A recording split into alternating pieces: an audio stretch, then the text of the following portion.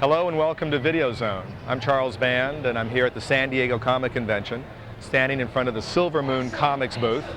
It's an exciting show, and we're really happy that next year we're going to start publishing our own very cool Silver Moon comics. In any case, I hope you guys enjoyed Shrunken Heads, and of course I'll see you on the next edition of the Videozone.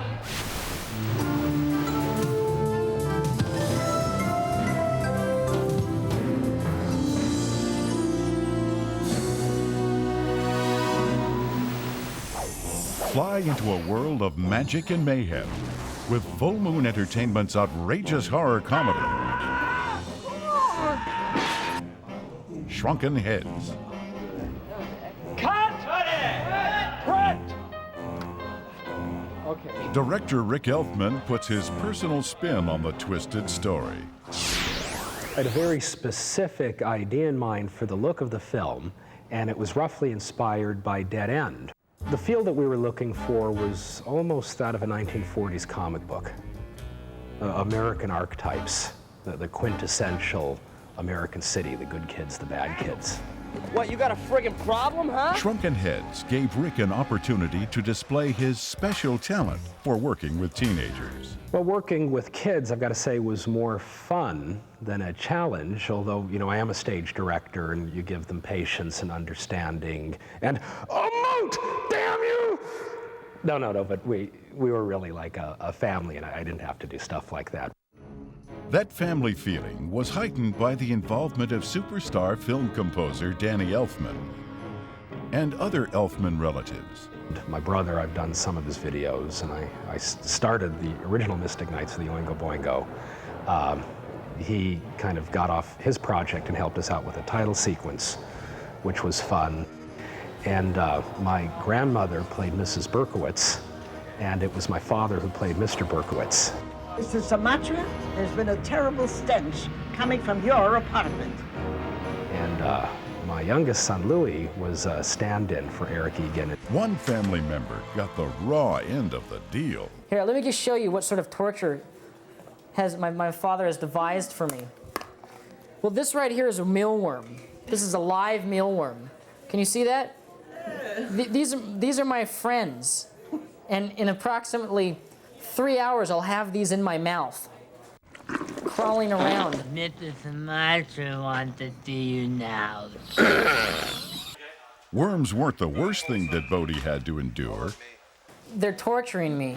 I haven't done well on my performances, so it's a torture treatment that Full Moon has devised to get back at the actors. Now they're putting me in makeup for my zombie scenes. What they're doing right now is they put on a layer of specially devised industrial strength cheesecloth. So he's going to put it in different places around, and he'll stretch out my skin and put it on, and then when you let my skin go, it creates sort of a zombie wrinkled effect. Too bad things didn't work out better. Every actor had their trials and tribulations in this effect-filled film. Well, perhaps people won't recognize me in Big Mo, as being Big Mo, I should say. Because with playing the character Big Mo, there's a reason why they call her Big. I was padded. Well, I look like a bank. And all of a sudden, you're padded 35, 40 pounds. And, you know, I mean, and you got this girth. I mean, I hadn't been that big since I was pregnant.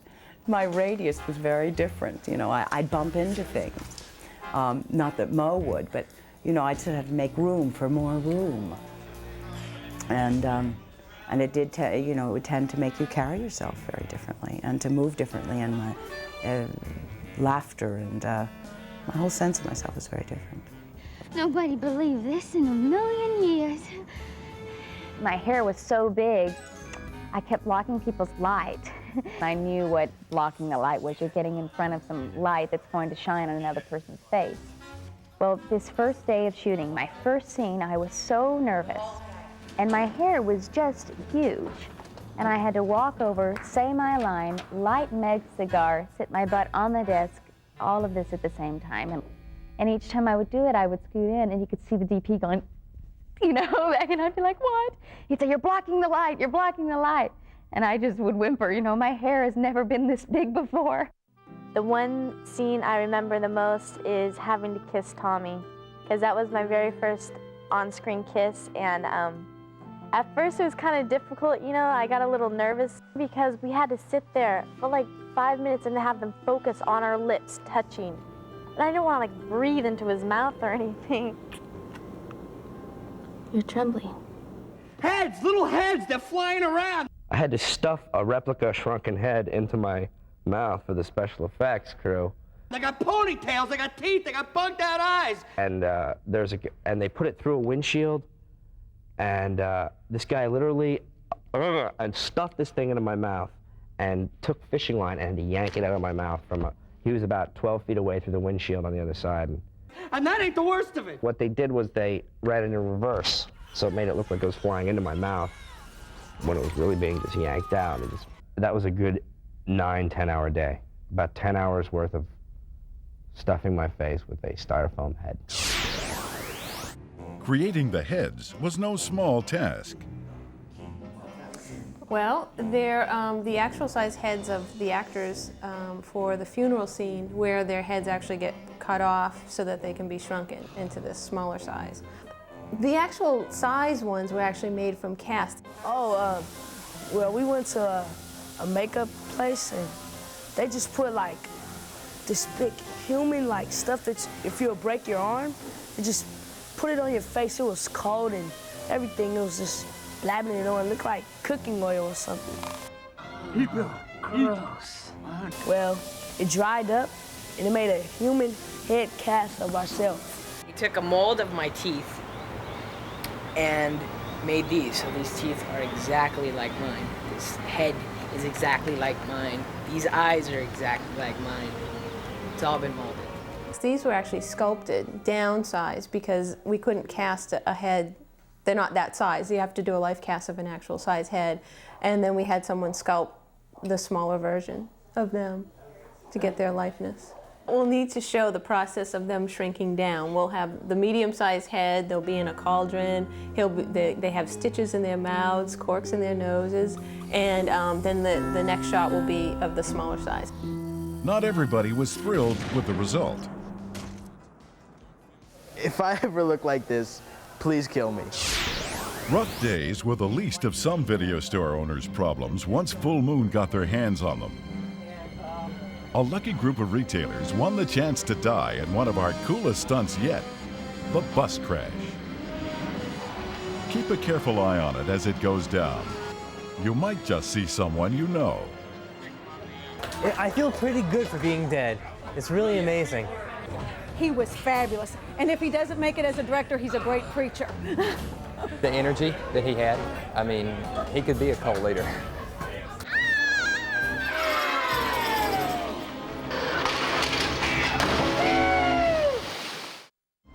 Although precision stunts are impressive, they're almost overshadowed by the wizardry of motion control techniques. Motion control is a new system we've acquired here at Full Moon, and the way it works is it's a computer-driven system. The computer drives a series of motors and gears and pulleys, and the whole system rides on a linear rail. And we can do very fast moves and very slow moves. And we've shot the child actors here with this system, the camera flying down the track at 5 feet a second. Blue screen techniques make interesting demands on the actors. Well, you pick a spot on the blue screen, and you relate to those spots, 1, 2, 3. And that's where you focus. Imagination, that they're floating around up there. They're doing what I asked them to do. Have you drawn blood, my children? We have found evil doers.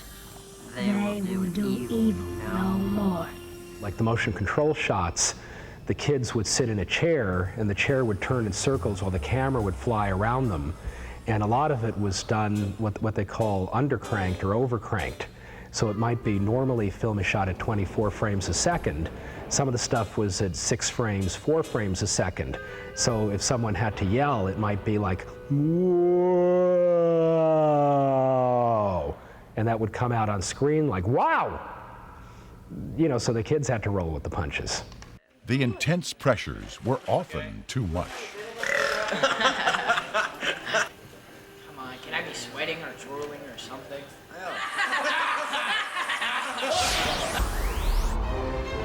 Motion control effects were also used to create the head's point of view as they fly over Manhattan.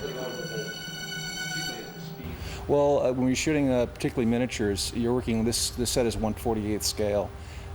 So we're basically, we're at times like, you know, inches away from the model, and other times you're 10, 15 feet away. One of the nice things that motion control enables you to do is to do repeat passes, which means you can run the same piece of film for the camera multiple times. So if I want to take this setup as you're seeing now, and I want to expose the window lights at a separate exposure from the lights hitting the buildings, I can expose all these separate elements at separate rates, or use different combinations of filters and things, so I can create a wide variety of effects at different levels. You know, you always try to make a shot as dynamic, as interesting as possible. Using a snorkel lens like we've got here, we can skim by top of buildings and do all kinds of amazing things that would be very difficult to do with a real camera, even with even a helicopter type of a shot. We can do things with motion control you can't do with helicopters. And helicopters usually can't fly between buildings too easily. A film with shots as intricate as these can only be summed up in one way.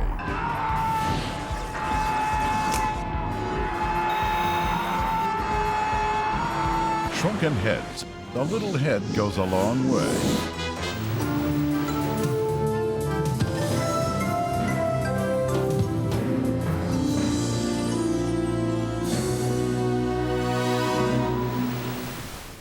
There's actually a great deal of similarity between writing for comic books and writing for film, which is probably why I have so little difficulty making the transition. In both instances, you're writing for what is ultimately a visual medium. You come up with the characters, you come up with the plot, but that you get in novels. What you have to do is try and write material that is going to be interesting for people to look at. If you just have page after page of talking heads, it's not going to be what the comic book readers are going to want to see. It's not going to be what the viewers of a full moon production want to see. They want to see action, they want to see excitement, they want to have that sense of drama and adventure. So that's the kind of material that I'm always trying to factor into my production of comic books or movies. Jack Death. You're kidding. Your name isn't really Jack Death. No, but in my line of work, I don't think anyone would take Maurice Death seriously. Fundamentally, Jack Death was, to my mind, bogey. So much so that I even tossed in a riff from Casablanca in Transfers 5. He is the classic, hard-bitten detective. Feel tough. Lady, I am tough. In the previous movies, you've got this guy who's this hard-bitten detective, down in the mouth, in a trench coat, from another time, and they put him in Los Angeles, where he fit in. The movies all had their various merits, but the bottom line was he blended in. When I wanted to do Transfers 4 and 5, I wanted to really play off of the idea that this guy is from another time and go for that sort of fish out of water discrepancy. Something tells me I'm not in Kansas. Swell. So as a result, we took the hard-bitten detective and put him into this otherworldly sword and sorcery realm, shook it up, and see where we came out. All right, listen up. Jack Death, Angel City PD. Oblivion really has its roots in 1930s and 40s pulp magazines, in which you essentially had cowboys and aliens in outer space. It is a genre that has its own name, space opera, and has continued throughout the decades. Probably the most conspicuous example of it is Star Wars. Star Wars is merely space opera. They took away the guns and they gave them light swords. But the cantina sequence from there was right out of a Western. With Oblivion, we've essentially done the same thing. We've gone right back to the source and made it cowboys and aliens in outer space. That was the film that Charlie Band had in mind to do, and that is essentially what I tried to deliver, with a kind of warped and somewhat skewed sensibility, putting in all sorts of little in-jokes and references for people who have been longtime genre fans. Who says a diamond's our girl's best friend, huh? Robo-bitch. I have been fairly lucky in my work with Full Moon to be working with very talented visualists. Dave Nutter with Trancers 4 and 5, Sam Irvin with Oblivion and Oblivion 2. They both have very different styles, very different ways of handling the very talented casts that we were fortunate enough to get. But ultimately, I'm extremely happy with the final product. If I weren't, I'd probably just stick with writing novels. There's so many different types of films that I think it would be pretentious of me to say, well, up until I came along, this has been missing from films, but I'm here now. No, you've always had humorous films, you've had drama, you've had adventure. A picture to some degree is worth 1,000 words. And I like the idea of being the one who says what the picture is in addition to what the words are.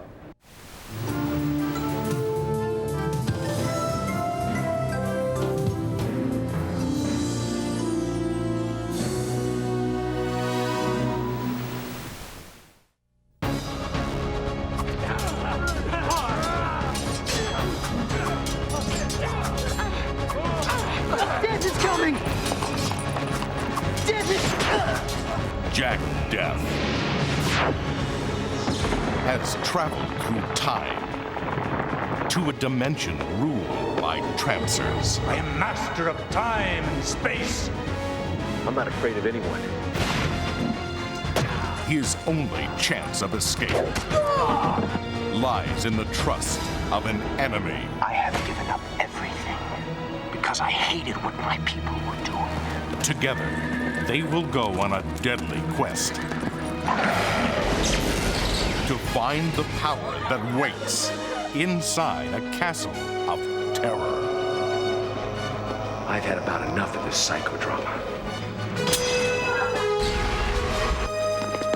Jack Death's final adventure has begun.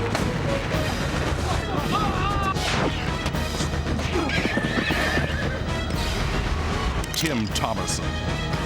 This is unrelenting terror. I can't wait for total panic. Trancers 5. Sudden Death.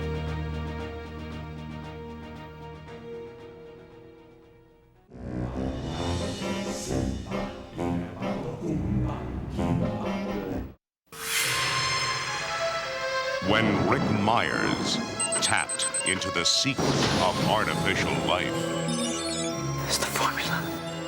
he became the master of Andre Toulon's puppets. The future is yours, Rick, as well as the magic.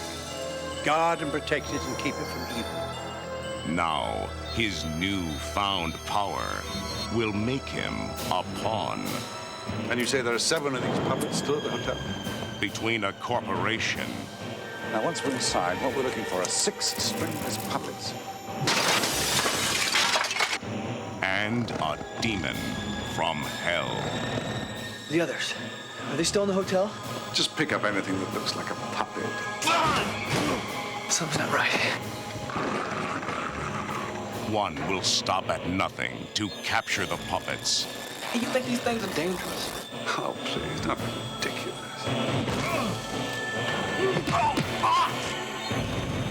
The other will unleash the forces of darkness to destroy them all. Oh, you are beautiful.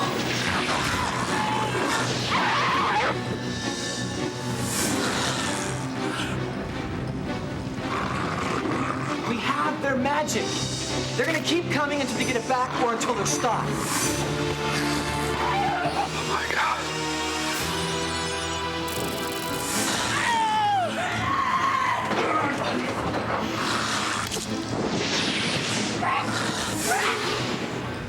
Puppet Master 5, coming soon from Full Moon Entertainment.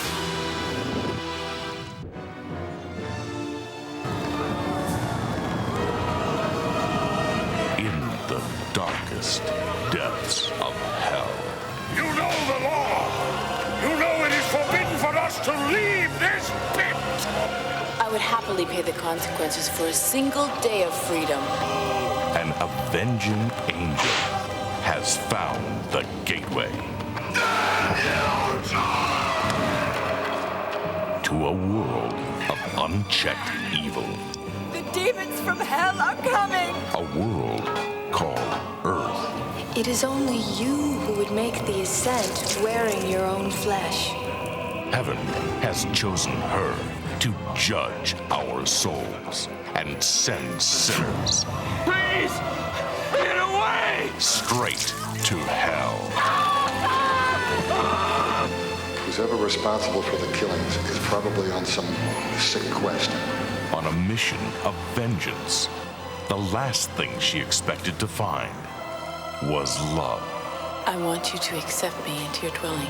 Now, passion. Are you attracted to me? Veronica, you are a complete and utter mystery to me. Will control her fate. It's not in my nature to turn away from evil, Max. Are you responsible for those murders? I'm not human, Max. I turn into another person. A person that might repulse you. Hell has no fury like the Dark Angel.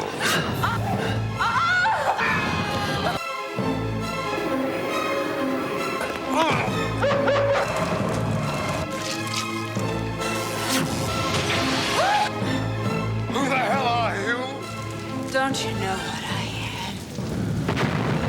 Dark Angel. The Ascent.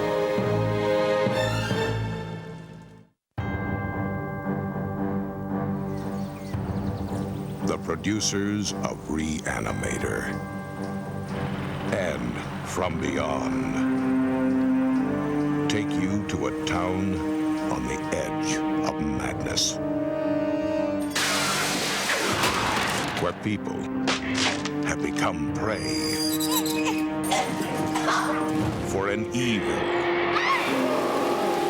under the ground. These damn things have been living under our feet and tearing us apart for 20 years! A lurking fear that hides an unholy fortune. In that cemetery is buried a guy who is stuffed with money. This is your family legacy, kid. Now, Don't even breathe. Hey, I don't know what you people got going on here. As soon as we blow the cemetery, you can walk away. criminals have come to dig for treasure. Well, I'll make all of this very easy for you. I'm just here for the money. In a cemetery of the damned. And hell has risen to hunt them. It started.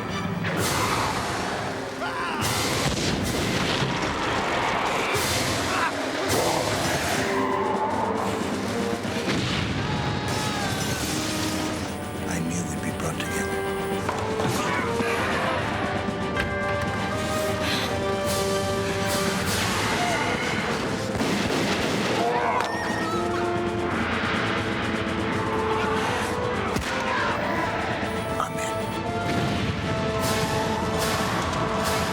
Frenzy's John Finch.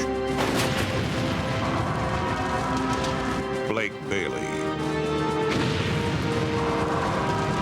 Hellraiser's Ashley Lawrence. Ghost Vincent Schiavelli. And Re-Animators Jeffrey Combs. In H.P. Lovecraft's The Lurking Fear.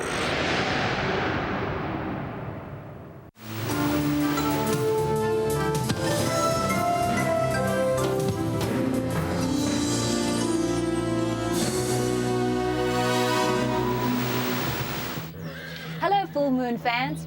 My name is Musetta Vander, and I play Lash in Full Moon's theatrical release Oblivion. I'm here today at Hollywood Sunset Ranch to tell you about the great new merchandise and fan club bonuses that Full Moon is now offering.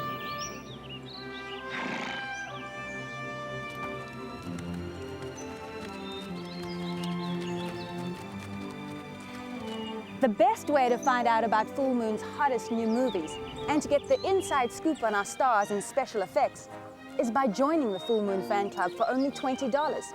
You'll get the Moon Flash newsletter with up-to-the-minute information about full moon magic. Your lifetime membership also gets you the official Full Moon t-shirt with our logo printed on the front and the back of your shirt. Full Moon has spent months creating our most exciting collector's items. To find out about them, be sure to get your free copy of Dark Side of the Moon. This special fold-out issue shows you how you can order everything, from Full Moon videos to posters to CDs and mugs. You can even get such extra special items as original scripts, press kits, a Full Moon leather jacket, and a Shrunken Heads display case. For more information about joining the Full Moon Fan Club and to get your free issue of Dark Side of the Moon, you can call the Full Moon hotline at 1-800-999-9559, or you can write to us at Full Moon Entertainment, 8721 Santa Monica Boulevard, Suite 526, West Hollywood, California, 90068. Thanks for staying tuned and watching me in Oblivion 2 Backlash. I'll be seeing you on the next edition of Full Moon's Videozone.